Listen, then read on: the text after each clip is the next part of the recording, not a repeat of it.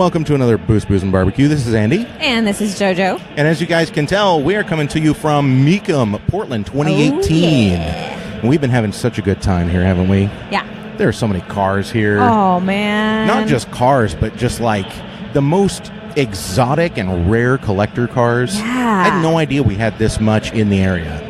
I know. It's been incredible. When we first walked in the door, I just immediately went into like car ADHD, and I was snapping pictures in the parking lot. I like left Andy at security. Oh yeah, she yelled squirrel and just ran. I was gone. Yep. Well, but fortunately for us, they are serving booze here, yes. Which is to be expected, by the way, because we are at an auction. Absolutely. I mean, how else are people going to build up the courage to spend their money without a little bit of help? Some pretty serious money, too. We just watched a Ford GT go across the block for, what was that, $190,000? $190,000. I don't know, man. Yeah. The Ford GTs, they were an instant classic, and right. They have retained their value. Absolutely. The Nash Metropolitans have also retained their value. Yeah, they really have. I think I've seen 4 of them this weekend. And yeah. We watched one go across the block yesterday for $5,500. And then we saw another one go across the block today for $11,000. Right. And I think that, I know that micro cars have really started to catch on as collectors' vehicles. Mm-hmm. And we're just continuing to see that more and more even now. Yeah, I think so too. It's a growing niche for sure. It absolutely is. Yeah. I think everybody is seeing that these tiny cars from the 40s, 50s, and 60s, yeah, they're worth spending the money on because they're a lot of fun to drive, they're a lot of fun to look at, mm-hmm. and they have this growing community that's coming up around them. And that's what's really important to collector vehicles. Yeah. And you know what else is a growing community right now? It's the microbrew industry here in Oregon. And speaking of microbrew industry... we have 2 boozes of the day, don't we? We do. We're enjoying a couple of different Hop Valley brews. I'm having the Light Me Up Lager. I'm having the Citrus Mistress. Citrus Mistress. That's hard to say. It really doesn't rhyme, but it somehow works, and I'm not sure why. It's a tongue twister. It is a tongue twister. Yeah. You get about 3 of these in you, and it's going to be an even worse tongue twister. Oh, yeah. And as we make our way out of the auction area... Yeah. These are a lot of the cars out here. You can tell it just got a little bit quieter. Got a lot quieter. Got a lot quieter. So we're walking through a lot of the cars that have already been on the block. And, a couple of things that we've been thinking about while we're here is not just the cars, but the people. We've interacted with quite a few different kinds of people, and it's been interesting. It's been really interesting. It's been a lot of fun talking to the owners of the cars, some of the owners of the cars. We definitely have had a few people that we've talked to that are strictly dealers. They have zero emotional connection to the cars. Yep. They've collected them up through the year, and then they're trying to sell them off here. Yeah. And really, they're selling them for better or for worse. Mm-hmm. And we've seen a lot of cars today not sell, actually. Yeah. Mecum has a thing called the bid goes on, and it's when the bid is not high enough, the seller doesn't want to sell it, the reserve is still on. Some cars are being sold no reserve, which means whatever they go for, they go for. Mm-hmm. And there have been a lot of cars here that are doing that, but then I want to say just as many or more cars that have a reserve on them. And the reserves have not been met, and it's just been really interesting walking through the cars that are staged up in the bid goes on area and looking at what was bid and seeing in some cases what they need in order to sell. Yeah. Well, and that's just kind of what you're in for when you put your car up for auction. That's right. Because it's not just about what the car is and what the car is worth. It's about who's in the audience. And Absolutely. If the right people are not in the audience, then you're not going to get what that car is worth. Nobody's going to bid on it. And it doesn't matter what it is. We've said it before. A car is worth exactly as much as someone's willing to pay for it. That's right. Here, you are finding out just what exactly the bidding crowd is going to pay for it. Yep. I actually do have a car that...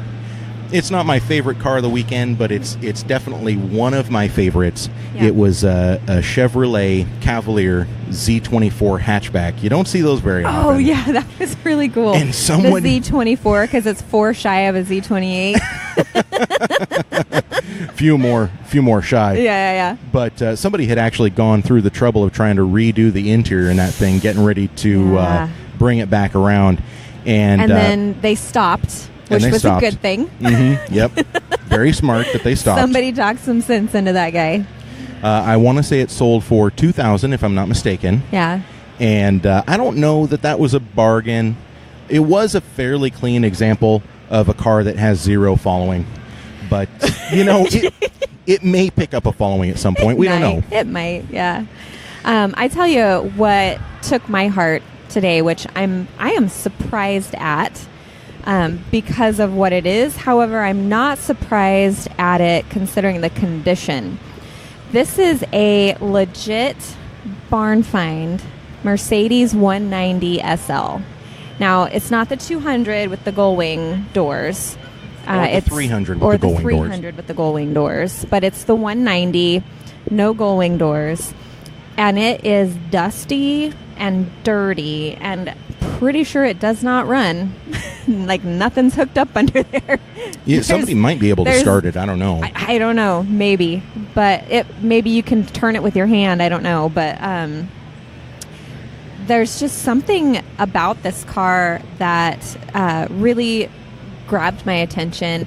And there's something really romantic for me about a legitimate barn find that has just been sat and forgot about. Yeah. And it's just waiting for somebody to please come drive me.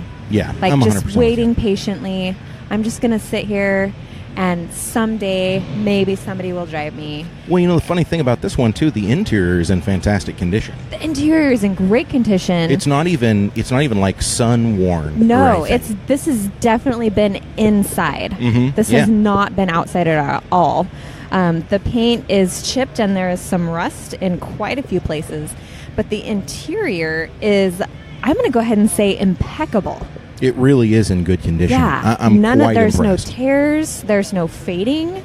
I actually kind of love that they left the dirt on it, and you can see when people walk up and go, "Is that actually dirt?" And they wipe it with their finger. Yeah, and they swipe their finger. There's so many finger swipes on this thing, but at the same time, you could get this thing running again, and make sure the brakes work because that's important. That's important too. Yep. And then just wash it and drive it just like it is. Right. I would love that to be me. However, the bid on this one got up to $45,000 and it still did not sell. So that is not going to be me. Probably not. And the same goes for this Lamborghini Gallardo that's parked next to it. Bid got up to $120,000 and it didn't sell. And so obviously I am not going to be rocking that car anytime soon. No. But it's really interesting to be able to look and see cars that didn't quite reach what the owners wanted. Yeah. I just wish we could know a little more about how close they came.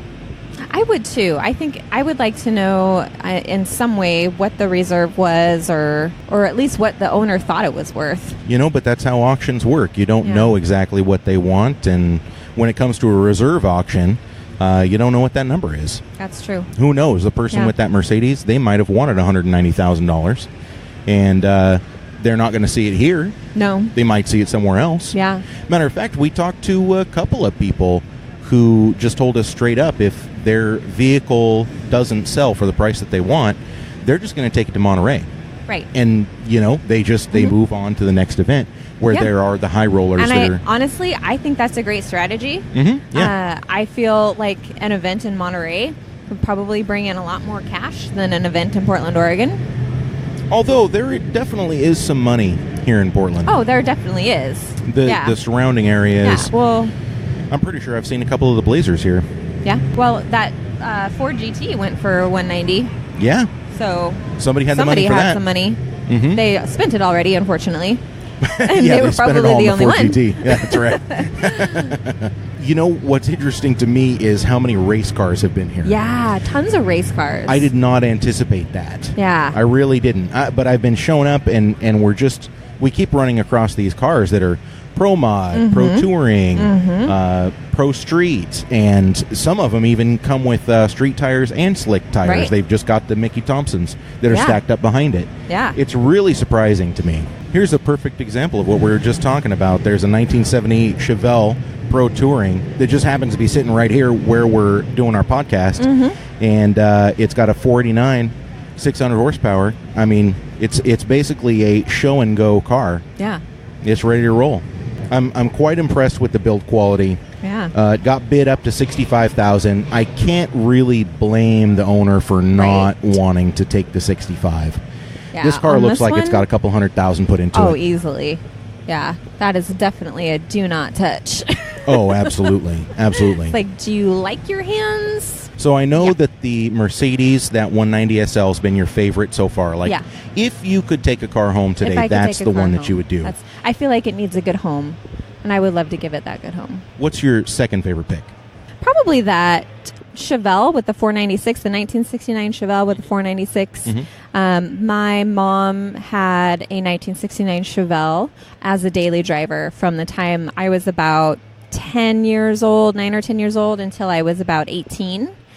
So lots of nostalgia there. So lots of nostalgia there for me. I've got a 1969 Chevelle shaped hole in my heart. And, you know, if it's got a 496, I mean, that's just a bonus, right? Right, exactly. However, this one just happened to be that really, really nice light green color that was kind of standard for that era of Chevelle.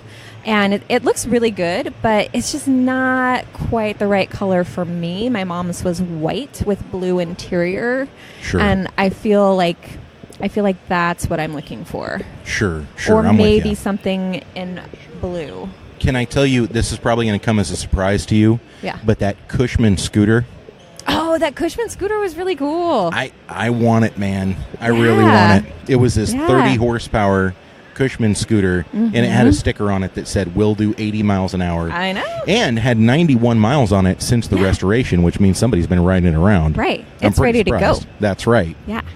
I'm not going to ride it around. I just, I think it'd be a lot of fun to park in the corner of my living room. Oh, dude, I'd totally drive it. I would ride on that thing. I don't even really like to ride motorcycles, and I would ride that. Well, it's not a motorcycle. It's a scooter. Well, is an 80 mile an hour scooter a scooter? Like, when does it cross over? Well, yeah, that's true. Your husband had a Ruckus for a little while, Yeah, didn't he? he did. He had a little Honda Ruckus that he rode around on the summertime. He drove it to work, and But did he actually? Once in a while. once in a while. Yeah, mostly during the summer. He actually took it hunting. Really? Mm-hmm. Because I know that was billed as kind of an off-road scooter. Yeah, it was billed as such. But so yeah, he definitely tried to take it hunting one time, and the problem was that their particular hunting spot has a really steep hill, and when you've got two full-grown men on a Honda Ruckus, They were both trying to ride it? trying to get up the hill. Oh, that sign fell over. So when you've got two grown men on a Honda Ruckus trying to go up a really steep hill in the rain and it's muddy, it didn't really work out. So Got some problems with that one. Yeah, I'm with you. Yeah, but at least they weren't trying to pull a deer out of there, you know what I mean? This is true. This is true. The other guy just got off the back and walked. So, but this is why your husband sold it and then got a four-wheeler. Yes. Okay, I Yes. gotcha. I'm with you. I really want a four-wheeler. I don't have the kind of space that I need to justify it. Yeah. And I don't go hunting often enough to be able to justify it. Yeah. But I just like riding four-wheelers. You know, I'm not a huge fan. No? Is that a weird thing? I've never been a huge fan of riding four-wheelers. It might be because when I was a kid and I was riding on the back of a four-wheeler and I fell off and it ran over my foot. Yeah, that might do it. That might be why. I don't know. Could have a little something to do with it. Yeah. Hey, I mean, I recently tried to ride a motorcycle a couple of times. I had to dump it because I just didn't have the balance for it or the coordination. And so I'm with you. Yeah, there you go. Sometimes you figure out that you don't like or you don't want to do whatever the thing is. That's true. Mm-hmm. Mm-hmm. What I do like is hearing all these cars start up and run, like intermittently at random points in time. perks my ears up. When I first got here, I was trying to run over and get video footage or audio footage of them starting up. Unfortunately, it just never happened. Right. We were like, oh, what is that? And then we'd run across, and they'd shut it off. Well, it was totally random, and it's just people wanting to start the cars up to know that they run before they bid on them. Yeah. Which makes perfect sense. That would be really important to know. And unfortunately, we couldn't talk them into firing them up again. No, they're very selective. Yeah, they're very selective. Well, we're inside a building. Like, I get it. It's got tall ceilings. You're fine. It's got tall ceilings, and there's plenty of ventilation, but yeah, you don't want every single car in here turned on at once. That's right. That's right. The Nash Metropolitans, by the way, there have been 4 of them here today. I already said that, but I just love those little cars, and I love seeing them be restored. Somebody's actually putting money into restoring those. Yeah. Yeah, I love to see that. I would also love to see some kind of a Japanese motor swapped into one of those. This is also true. Yeah? This is also true. Yeah? A couple of SR motors. Yep. They'd pull a premium week before Race Wars. Yeah. No, I'm with you. Oh, yeah. And Corvettes of every shape and size and condition. Yeah. The Vets are big this year. Yeah, Corvettes are always big. Corvette is just such an icon of, American sports car history. I really feel like they invented it. Am I wrong in saying that they invented it? Well, the Corvette and the Thunderbird came around right at the same time. And That's true. If you look at the Corvette and you look at the Thunderbird, there's definitely this convergence. They're very similar in the late 50s and even in the very early 60s, but then they start to separate. Yeah. The Thunderbird definitely stays a comfortable cruiser. Yeah. And the Corvette begins to kind of take its place among the American race car standings. Yeah. Good for Corvette. Yeah. Not so good for Thunderbird. No. Corvette rose above. Yeah. Thunderbird, yeah. It stayed small batch. Let's just say it that way. Yeah. Yeah. It's like when you have a small batch car or a small batch beer or a small batch whiskey, it's not always going to be great, but it's always going to be unique. That's true. That was a very nice way to say that Thunderbird started to suck. My dad's first car was a 57 Thunderbird, and I've seen some pictures of it. Of course, that was way before I came along, but... Well, yeah, back when he had money. Yeah. No, he was in high school, and his first car was a 57 Thunderbird, and it was that kind of a root beer brownish color with like I don't know if it's like an orange or a gold pearl, maybe. Not the prettiest, but it had a little bit of get up and go. And there's a Challenger that just drove past coming from the block. Speaking of get up and go. That's what I love about coming to events like this is just looking around and seeing, and I know I've already said that, but every time I turn around, there's something new to see. And maybe it's not new, but we're just seeing it in motion for the first time. Right. And it's like seeing it for the first time. Yeah, because things are moving around in here. Cars that were on one side of the building today, they're over on the other side now because they've already gone past the block. So things that we kind of overlooked before, now they're like front and center. So it's pretty cool. I really like the way this is working out. Oh, most interesting thing that I've seen so far. Oh, okay. Not most interesting. The thing that I never even considered that I would see at a Mecum auction. Yeah. 4-seater V8 sandrail. It sold yesterday. Oh, it did? It did. V8 sandrail? V8 sandrail, baby. That sounds like a couple of broken arms. It sounds like $100,000 to build to me. Yeah. I think it sold for $35,000, which I got to be honest, I think that's a fantastic deal on that. Oh, absolutely. You couldn't replicate it for that. No way. Wow. That was definitely very unusual to see. Probably just as unusual as the bone stock high mileage 3000 GT. Right. That actually got bid up to $3,000 and didn't hit the reserve, and so the bid goes on that. That's crazy. $3,000. What were those people thinking? I don't know. I would have yanked the reserve off at $1,500 and just been happy to get rid of it. No kidding. Oh my gosh. Well, when I first saw it, I thought, oh, that must be like a VR4. Yeah. Or an RT, I guess is what the Dodge Stealth version would be. No, it's just a factory front-wheel drive, non-turbo V6. Yeah. And, hey, if they're going to pay the 10% to sell it, then why not? Go ahead and sell it, right? Yeah. Ooh, somebody's getting a little fun. Oh, my gosh. Did you hear that? Was that Hendrick Camaro? That Hendrick 69 Camaro? Yeah, it looked like it. Whoa. JoJo's having a moment. Oh, my gosh. That was awesome. That's funny. There's sort of like this low rumble through the entire building, or a series of buildings, because at any given moment, something is fired up that's making a lot of noise. Yeah. It's really cool. I highly recommend the Mecum experience for anyone that hasn't been to one of these before. It's definitely worth it. It's like going to a car show on steroids. Absolutely agree. I had no idea what to expect when we showed up here. Me either. But it has been so much fun. Yeah. And the folks with Mecum have been so nice, and the vendors have been so nice, and everybody has just been so willing to talk to us and easy to talk to, and we've had a ton of fun here, and I'm very impressed with how Mecum operates. Yeah, me too. It's one big traveling circus. Yeah. They do 14 events, and it's all over the country. All of their employees are just absolutely from everywhere. Ooh. Anywhere and everywhere. Yeah. Ooh, listen to that.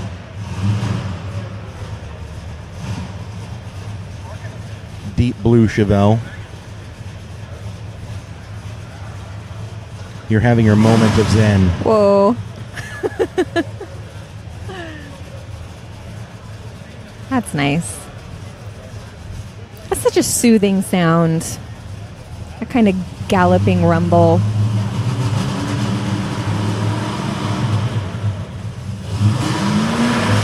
Whoa.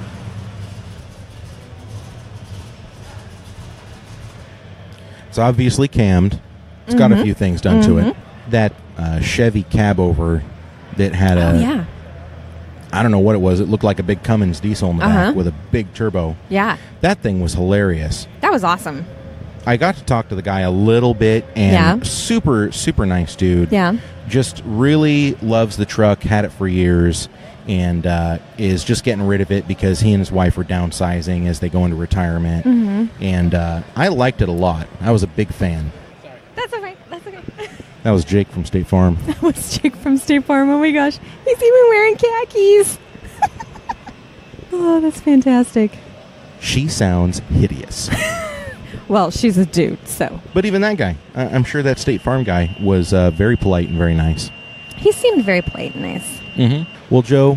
Yeah. We have seen so much, and it's overwhelming how much is going on. It is overwhelming. Yeah. You guys are just going to have to look at the pictures because I can't describe it to you. I'm sorry, I can't. We've done our best to try to document it, and all of that is going to be up on boostboostbbq.com. The social media is going to have stuff, of course. Yep. Photos, videos. Shout out to a friend of ours, Vincent. Yeah. He's a videographer. Oh my gosh. He's been such a huge help. He's amazing. Huge help. He's absolutely amazing. Yeah. He's been doing our videography, and we just can't thank him enough. Please, please go and check out where his stuff is. I'll post links to what he's got going on. Yeah. Go and give him some love because he has really helped us out and put together some really impressive looking stuff. Yeah. So we'll put the links up to everything that he wants us to plug for him. And what have you got going on in your social media? Oh, I've just been posting some stuff on Instagram, Facebook, Twitter, doing a few posts over on Drive Tribe, and getting a lot of likes. So that's kind of been fun, getting a few follows. On Instagram, I am at The Real Joe Francisco. So look me up there. And then on Twitter? At Joe Frisco on Joe Frisco. Twitter. Yeah. Okay, perfect. And of course, I'm Boost Booze BBQ on Facebook, Instagram, Twitter. Follow me in all of those places. Yeah. And of course, you can find it all at boostboostbbq.com. The podcast can be found at boostboostbbq.com, Podbean, SoundCloud, iTunes, Pod Addict. Everywhere. It's everywhere. You can in go a good way. In a good way. You can go anywhere you want and find us. So make sure to like, comment, and subscribe when you do find us. And until next time, this is Andy, that's JoJo, and we will see you next time.